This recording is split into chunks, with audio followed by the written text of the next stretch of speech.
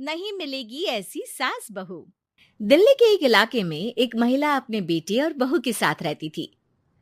अरे बहू देख तो जरा, कौन इतना दरवाजा पीट रहा है। अरे किसे क्या हो गया है, लगातार दरवाजा धड़ाधड़ पीटता जा रहा है। देखती हूँ मम्मी, पता नहीं सुबह सुबह कौन आ गया। बहू दरवाजा खोलती है तो देखती है कि बाहर एक लड़का खड़ा था। थोड़ा गुस्से में था। अरे मैडम, आपकी ऑनलाइन शॉपिंग ने परेशान कर रखा है। बार बार आप अपना सामान वापस लौटाती हैं। कभी एक बार में सामान आता ही नहीं। अरे कैसे बात कर रहे हो? मैं कंपनी को फोन करती हूँ। तुम्हें नहीं आना तो मत आओ, कोई और आ जाएगा। इसमें गुस्सा होने वाली कौन सी बात है? अरे बहू क्या हुआ, किससे बहस हो रही है? कुछ नहीं मम्मी, वो ऑनलाइन वाला लड़का आया है, उसी से बात कर रही हूँ। देखो भैया, ये सामान वापस नहीं लेना है तो मत लो, लेकिन हंगामा मत करो। अरे कोई बात नहीं, लाओ आप पैकेट। मेरा तो ये काम ही है, बस थोड़ा गुस्सा आ गया था। बहू अंदर जाती है और पैकेट लेकर बाहर आती है, लेकिन तब तक लड़का वापस जा चुका था। बहू को समझ में नहीं आया कि हुआ क्या। वो अंदर जाती है तो किचन में काम में लग जाती है। अरे बहू, तुम्हें ऑफिस नहीं जाना क्या? कितने देर हो गए? किचन से आवाज आती है। जाना है, लेकिन इनका नाश्ता तो बना दूं। और उनकी चिंता मत करो, तुम अपना नाश्ता लेकर जाओ, मैं बना दूंगी नाश्ता। अरे तेरा ऑफिस भी तो जरूरी है ना, कितना काम करेगी। ठीक है मम्मी, जाती हूँ, रात का खाना साथ में खाएंगे। इसके बाद सास ने दरवाजा बंद कर लिया। शाम को डोरबेल बजी। सास को लगा कि बहू ऑफिस से लौट आई है, लेकिन दरवाजा खोलते ही सामने एक पुलिस वाला है। राहुल यानी कि उसके बेटे ने उससे पूछा, कौन है माँ? अरे पुलिस आई है बेटा, तुम्हारे बारे में पूछ रहे हैं। अच्छा, अभी आया माँ। आप ही राहुल है?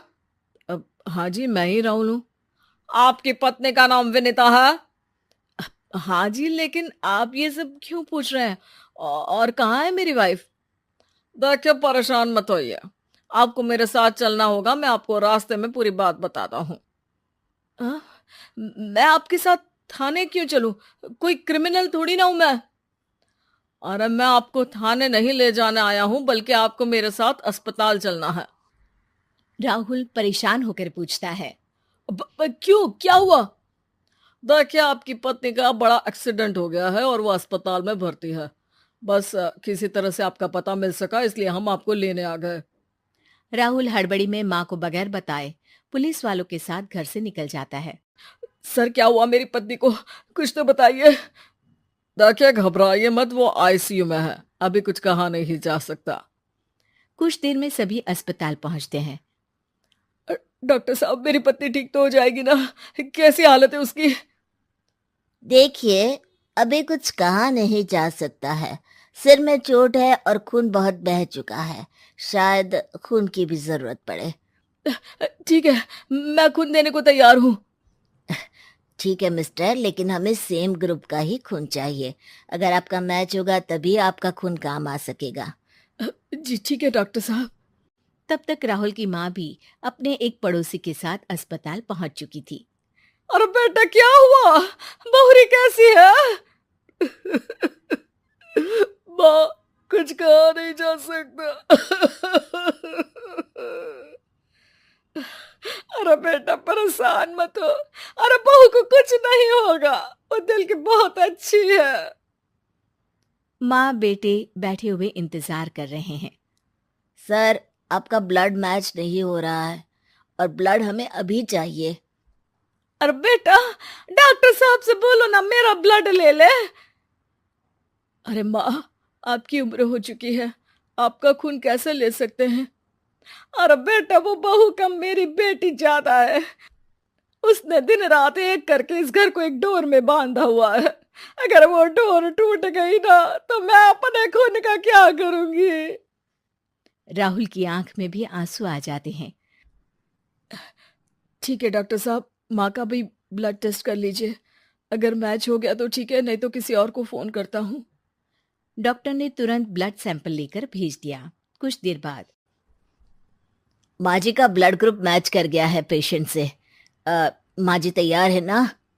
माँ, क्या सोच रही हो? अरे बेटा, यही कि बहू की जिंदगी के लिए अगर अपनी जिंदगी भी दांव पर लगानी पड़े तो कम है। वो दिन रात हमारे लिए लगी रहती है। हाँ माँ, वो तो है। डॉक्टर साहब, माँ रेडी है, आप ब्लड ले लीजिए। बहू की जान बच गई और उसकी घर वापसी हो गई और एक नई शुरुआत भी। अरे विनीता, नाश्ता तैयार हो गया? जी हाँ, और मम्मी का भी। पहले मम्मी खा ले, उसके बाद हम खाएंगे। अरे तुम माँ की चमची हो क्या? राहुल, मेरी माँ के जाने के बाद उन्होंने ही मेरा माँ की तरह ख्याल रखा है, और उस रात उन्होंने खून नहीं दिया होता तो शायद आज मैं जिंदा भी नहीं होती। इतना तो माँ के लिए बनता ही है ना।